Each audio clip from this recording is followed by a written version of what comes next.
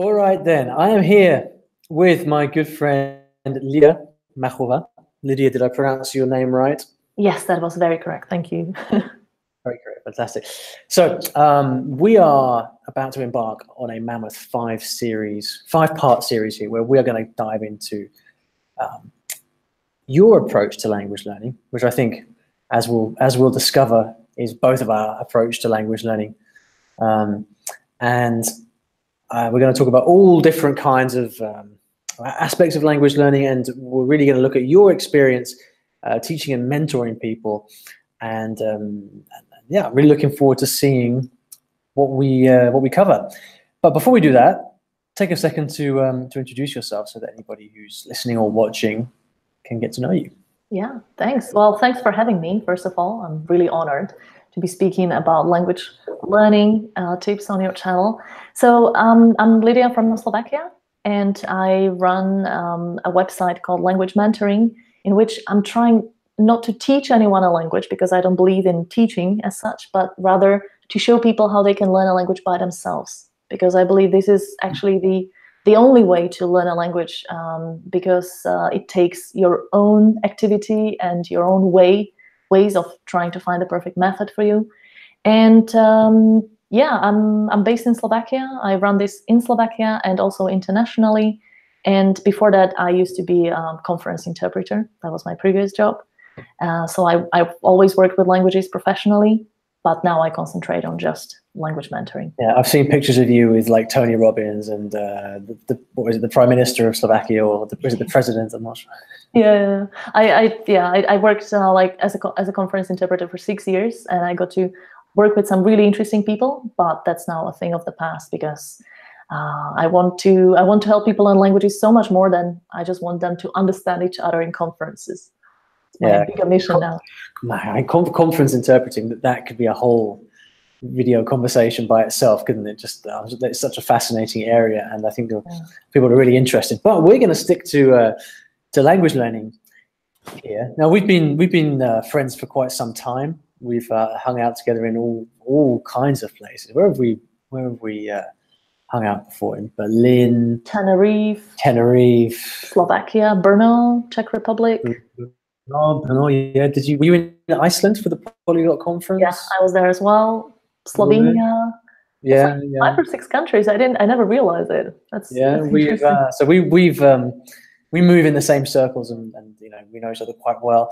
But you've never been on the podcast, so I'm happy to finally put that to right that wrong, and just for clarity for everybody watching or listening to this. So this is going to go out on the I Will Teach You a Language podcast, and also on YouTube, and probably on the blog as well, actually. So wherever you prefer to consume your content, it's going to be there. May I just? Yeah, go ahead. I just want to steal like 1 second to say hi to all Slovak listeners, because I've told so many people about your podcast. I know there's a lot of people from Slovakia, Czech Republic, and maybe Central Europe listening to this right now or watching. And I just want to say, a lot of people tell me they really love your podcast. Like, they not only get a lot of interesting content and tips, but they really love listening to your voice. And honestly, so many people told me, like, he has such a beautiful British accent, and I love listening to him. And sometimes I listen to his podcast before going to sleep. Like, he has a very soothing voice. So anyway, this is another great benefit of your podcast to your listeners that you might not even know about, right? And that's very nice to hear. I guess it's the one thing that I can't take any credit for, really. Just No, but you need to know how to say things nicely. You could be saying them in a very unpleasant tone of voice or whatever. So that's good. I could be saying it in a very unpleasant tone of voice. That's right. I don't know. Maybe some of that will come out today in our conversation. We'll see. So this is going to be a conversation in 5 parts, and the aim here, what we're going to try to do, is to go through the pillars of how Lydia thinks about languages and helps her students learn languages autonomously.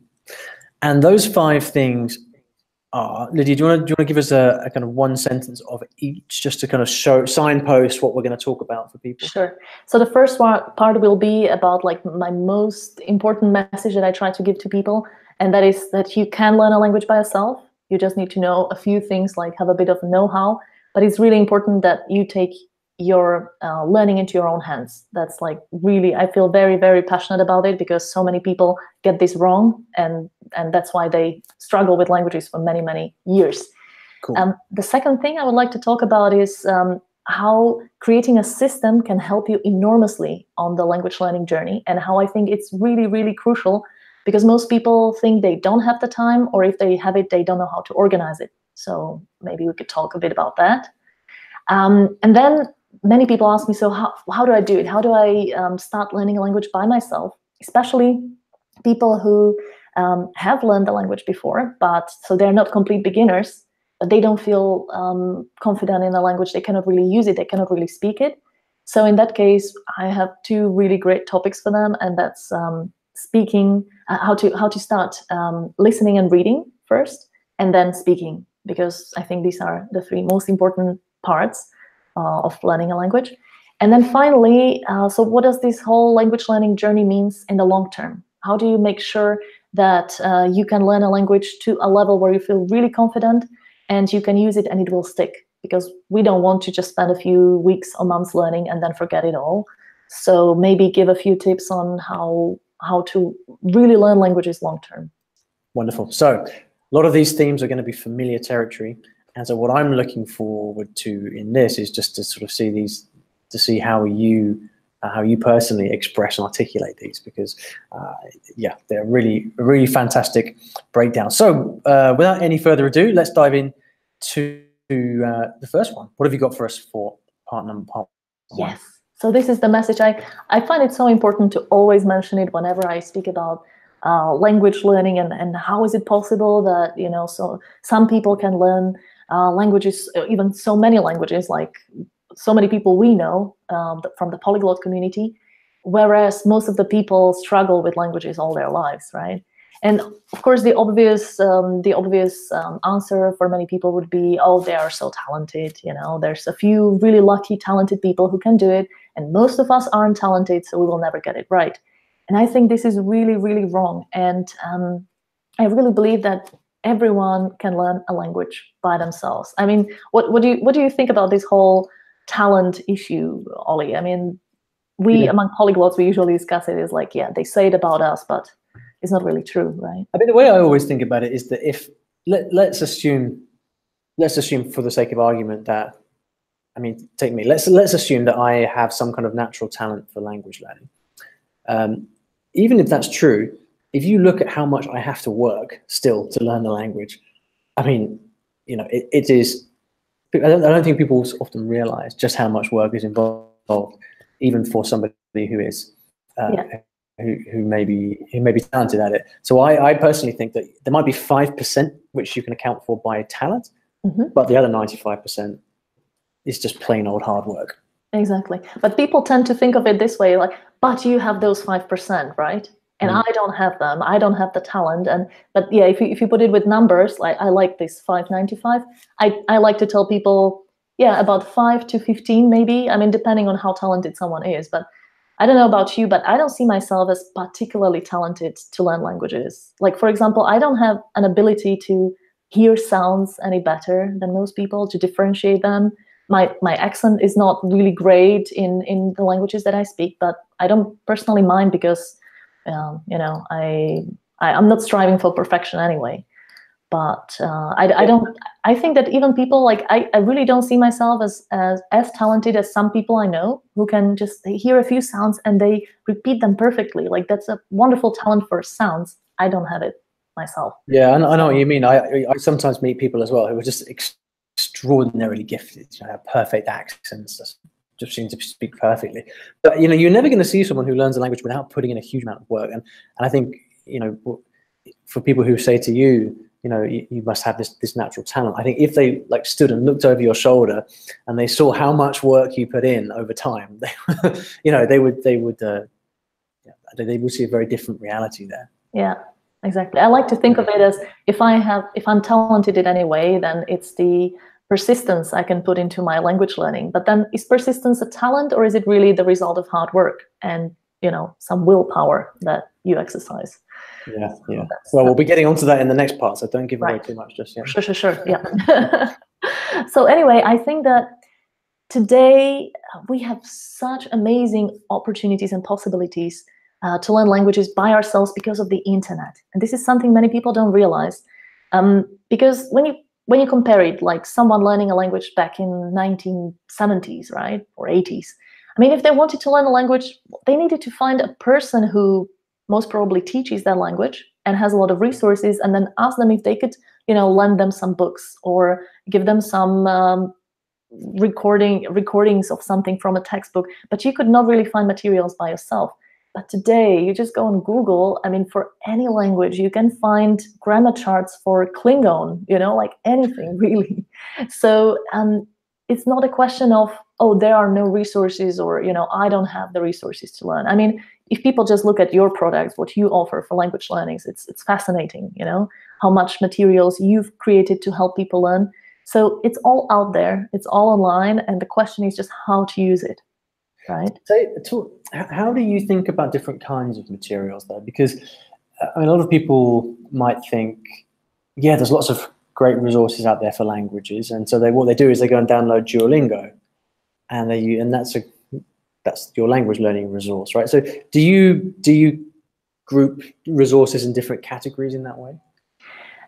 Yes, I mean, people always want the easy way out, right? And Duolingo is the easy way out, but it's not really a way out. It's just a way, but it's not a way out of your problem of not knowing the language, because you need resources which I think which guide you through enough of the language material, or then if it's just a part of it, then you need to make sure you have the other areas covered. So what I mean by that, if you go for Duolingo, it will help you learn some words in the language and play around with them, and without any doubt, you will learn some words, but it will never make you speak.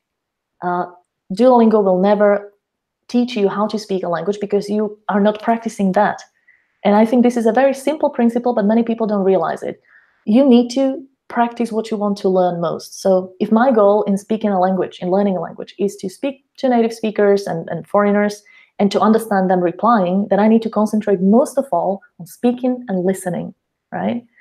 And Duolingo offers you, some vocabulary, you see something written, but you never really speak. So you need to make sure that the materials you are using are good for the goal you want to achieve.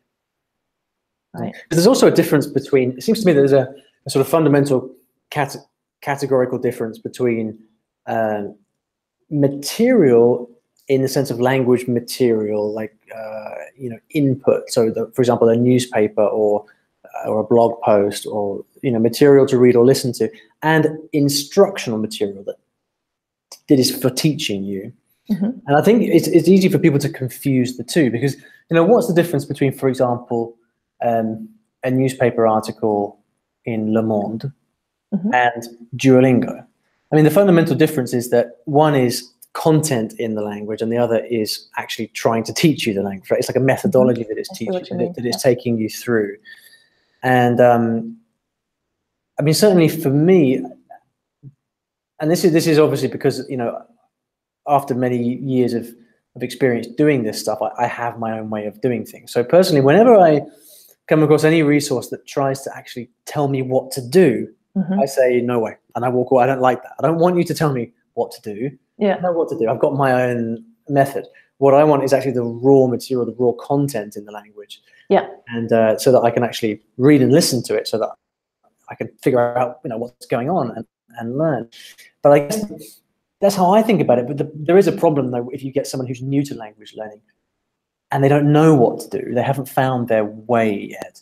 And so for that person, the raw material is kind of a bit overwhelming. Mm-hmm. Whereas the course, the instructional stuff, is pretty attractive because it offers some salvation. It's this is what you're going to do. Yes, but that's the problem. It looks like it offers a solution, a salvation, but it doesn't really. And many people get discouraged after a few weeks because they've been doing Duolingo every day, and it doesn't really get them far after a few weeks. And their conclusion is, okay, well, language learning is more difficult. It doesn't really work for me. That means I'm not talented, and they go back to the old beliefs again.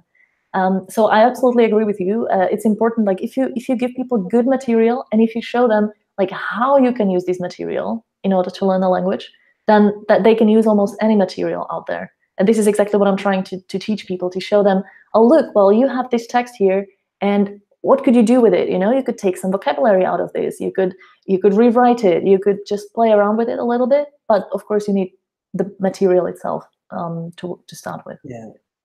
So what about language schools? Or how do you feel about, how do language schools fit into this? Are you a language school? Like, what's going on? What do you think about language? I'm not a language school, although if people ask me what I do and I just need a one-sentence explanation, I will say I'm kind of an online language school. But I always add, but I don't teach anyone, people learn by themselves, right? And this is very important to me. I think language schools are dangerous in the way that they give the wrong mindset to people. If you want to learn not you, anyone, right? Anyone new to language learning, if someone wants to learn a new language, their most probable solution is to find a language school in the local area, find a good teacher, pay the language school, and then that's it. You know, and this is, I think, a huge problem, because if you think that was your part in this whole thing, and you have now found the perfect teacher to teach you the language, then I say that the person is done before they even finished, because it's not the teacher's role, and it's not in their power to teach you the language. They cannot, as you say, like give you the content, right? They are like the Duolingo. They are like the method that seems to be teaching you. But in fact, you need to work with the material yourself. So I think that it can actually harm people if their only solution, if their only way to learn a language is to just sign up for a language course in a language school or in their company with their work or at university or whatever. If they expect the teacher to do the job, then it's just done. I believe it's impossible. Yeah, there is like an unhealthy correlation between or an unhealthy temptation or misapprehension that the way to learn a language is learned through transmitting knowledge. That a teacher holds the knowledge of the language, and the teacher will pass that knowledge to you, and then you have that knowledge, therefore you can speak. And that's kind of the mentality that a student often takes into a language school. It's this idea that there is some kind of hidden knowledge, or that is only available in the mind of the teacher. And then by getting access to that teacher, the teacher will tell me what it is so that I can learn. And that's how to be fair to teachers always do their best. And there are some incredible teachers out there. Sure. But there's only so much you can do with a student who turns up and expects knowledge to be transferred in that way, right? Yeah. Whereas, you know, even like the most enlightened teacher, whether in a language school or not, they will realize that their main task is to get students to actually take ownership of the task of learning themselves, right? Almost to kind of flip the classroom on its head. Yeah, exactly. But then many people tell me when I have this discussion with them, they will tell me, oh, but you know, you have homework, so homework is the solution. But I don't know how you feel about homework, but I think this word has such a negative connotation with it. Like, if you ask people what they don't like about language schools, they will say like, oh, you know, we have homework to do. And they usually do the homework, like half an hour before the next lesson starts. Yeah. It doesn't make any sense. Or in Starbucks, before, like 10 minutes before the lesson. Exactly, yeah. Yeah, well, I think that word homework, I mean, there's a lot of kind of connotations there on the back. I mean, I see fundamentally the role of the teacher to be, because any learning doesn't happen when you're in a classroom with a teacher and a bunch of students. Learning happens when you're by yourself and focused. Exactly. So I see the ultimate role of the teacher as to be empowering the student to go off and learn by themselves autonomously. So in an ideal situation, what would an ideal lesson look like? I mean, I use a lot of coaches for different things in my life. I have coaches. I have a Japanese coach right now, for example. Not a teacher, but a coach. And the reason that I have that coach is because I don't trust myself to do the work I need to do on Japanese in my own time, right? So I have this coach, and what this person does is he kind of just checks in, and we talk about, right, what did you do last week? How was it? And what are we going to do this week to improve things?